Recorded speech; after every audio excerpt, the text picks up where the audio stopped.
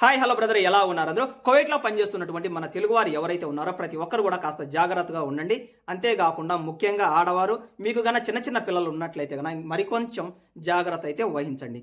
రీసెంట్గా హవేలీలో జరిగినటువంటి ఒక చిన్నపాటి పొరపాటు, ఒక చిన్నపాటి పనికిమాలినటువంటి చేష్టల మూలంగా ఒక అతనికి ఏకంగా 2-3 సంవత్సరాల పాటు జైలు శిక్ష పడింది ఇక్కడ. అయితే అంత పెద్ద తప్పు తాను ఏం చేశాడో అన్నదే ఈ వీడియో.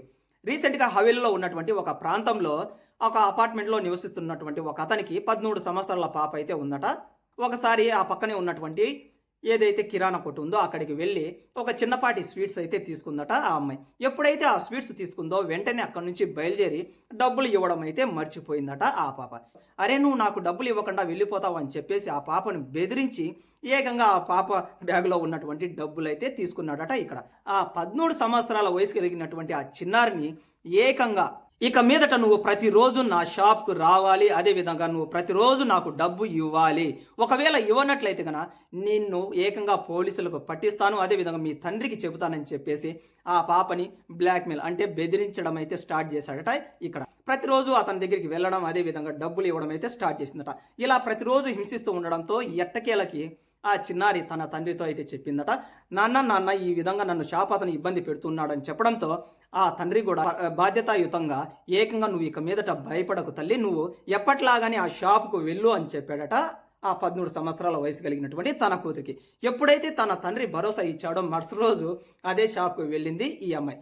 ఎప్పుడైతే ఆ అమ్మాయి వెళ్ళిందో సేమ్ రెగ్యులర్గా ఏ విధంగా అడుగుతాడో ఆ పాపని అదే విధంగా అడిగాడట. ఈరోజు నాకు డబ్బులు తీసుకుని వచ్చి ఇస్తున్నావా లేదా అని చెప్పేసి అక్కడ ఉన్నటువంటి షాప్ యొక్క యజమాని అడిగాడు. అప్పుడు ఆ పాప ఏకంగా ఒక వార్నింగే ఇచ్చిందట.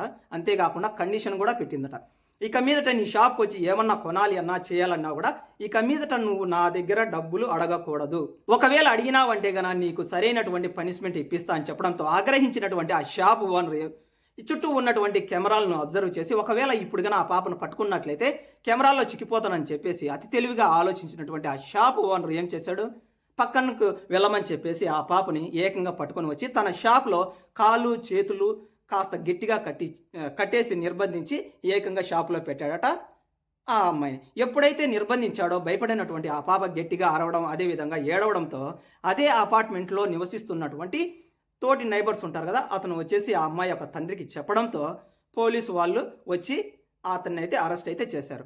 అయితే ఇక్కడ 2 డౌట్స్ అయితే మీకు వస్తూ ఉండొచ్చు. ఆ పాప యొక్క ఏదైతే డీటెయిల్స్ ఉన్నాయో వాళ్ళ తండ్రికి చెప్పినటువంటి అతను ఎవరు అని చెప్పేసి.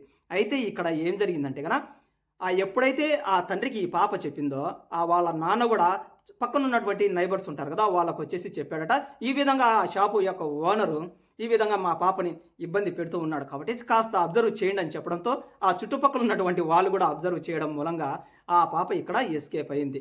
అయితే ఆ షాప్ యొక్క ఓనర్ వయసు చూసుకున్నా కూడా ఏకంగా 30 సంవత్సరాలు 40 సంవత్సరాలు కూడా కాదు, ఏకంగా 51 సంవత్సరాల వయసు కలిగినటువంటి ఒక మూర్ఖుడు అనమాట.